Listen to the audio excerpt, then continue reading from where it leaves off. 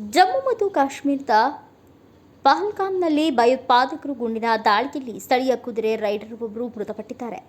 ಸೈಯದ್ ಆದಿಲ್ ಹುಸೇನ್ ಶಾ ಮೃತಪಟ್ಟ ವ್ಯಕ್ತಿ. ಪ್ರವಾಸಿಗರ ಮೇಲೆ ದಾಳಿ ನಡೆಸುತ್ತಿದ್ದಾಗ ಸೈಯದ್ ಧೈರ್ಯ ಮಾಡಿ ಓರ್ವ ಉಗ್ರನಿಂದ ರೈಫಲ್ ಕಸಿದುಕೊಳ್ಳಲು ಯತ್ನಿಸಿದ್ದಾರೆ. ಈ ಸಂದರ್ಭದಲ್ಲಿ ಸೈಯದ್ ಮೇಲೆ ಗುಂಡು ಹಾರಿಸಿದ್ದಾರೆ. ಸೈಯದ್ ಆದಿಲ್ ಪಹಲ್ಗಾಮ್ ಕಾರು ಪಾರ್ಕಿಂಗ್ ಸ್ಥಳದಿಂದ ಕುದುರೆಯ ಮೇಲೆ ಪ್ರವಾಸಿಗರನ್ನ ಬೈಸರನ್ಗೆ ಕರೆದುಕೊಂಡು ಬರುವ ವೇಳೆ ಕೆಲಸ ಮಾಡುತ್ತಿದ್ದರು. ನರಮೇಹದಲ್ಲಿ ಸೈಯದ್ ಜೊತೆ 25 ಪುರುಷ ಪ್ರವಾಸಿಗರನ್ನ ಉಗ್ರರು ಹತ್ಯೆ ಮಾಡಿದ್ದಾರೆ. ಕುಟುಂಬದ ಏಕೈಕ ಜೀವನಾಧಾರ ಸೈಯದ್ ಆಗಿದ್ರು. ಇವರು ವೃದ್ಧ ಪೋಷಕರು, ಹೆಂಡತಿ ಮತ್ತು ಮಕ್ಕಳನ್ನ ಅಗಲಿದ್ದಾರೆ. ಸೈಯದ್ ತಂದೆ ಹೈದರ್ ಸುದ್ದಿ ಸಂಸ್ಥೆಯ ಜೊತೆ ಮಾತನಾಡಿ, ನನ್ನ ಮಗ ನಿನ್ನೆ ಕೆಲಸಕ್ಕೆಂದು ಪಹಲ್ಗಾಮ್ಗೆ ಹೋಗಿದ್ದ. ಮಧ್ಯಾಹ್ನ 3 ಗಂಟೆ ಸುಮಾರಿಗೆ ದಾಳಿಯ ಬಗ್ಗೆ ನಮಗೆ ತಿಳಿಯಿತು. ನಾವು ಅವನಿಗೆ ಕರೆ ಮಾಡಿದ್ವು, ಆದರೆ ಅವನ ಫೋನ್ ಸ್ವಿಚ್ ಆಫ್ ಆಗಿತ್ತು. ಅನಂತರ ಸಂಜೆ 4:40ಕ್ಕೆ ಅವನ ಫೋನ್ ಆನ್ ಆಯಿತು, ಆದರೆ ಯಾರೂ ಉತ್ತರಿಸಲಿಲ್ಲ. ನಾವು ಪೊಲೀಸ್ ಠಾಣೆಗೆ ಧಾವಿಸಿದ್ದೆವು. ಆಗ ಅವನು ಸಾವಿಗೀಡಾಗಿದ್ದು ಗೊತ್ತಾಯಿತು ಎಂದು ತಿಳಿಸಿದರು.